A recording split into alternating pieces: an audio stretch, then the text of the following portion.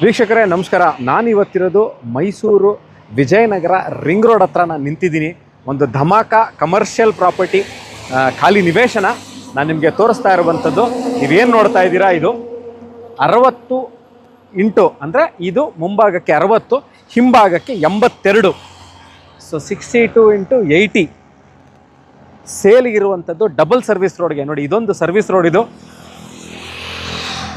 ವಿಜಯನಗರ 4ನೇ ಹಂತ ಒಂದು ಕಡೆ ಇದೆ, 2ನೇ ಹಂತ ಒಂದು ಕಡೆ ಇದೆ. ಅದರ ಮುಂಭಾಗದಲ್ಲಿ ಅಂದರೆ ವಿಜಯನಗರ ರಿಂಗ್ ರೋಡಿಂದ ನೀವು ಭೋಗಾದಿ ರಸ್ತೆಗೆ, ಭೋಗಾದಿ ರಿಂಗ್ ರೋಡ್ ಜಂಕ್ಷನ್ಗೆ ಹೋಗುವಂಥ ರಸ್ತೆಯಲ್ಲಿ ನಾನು ನಿಂತಿದ್ದೀನಿ.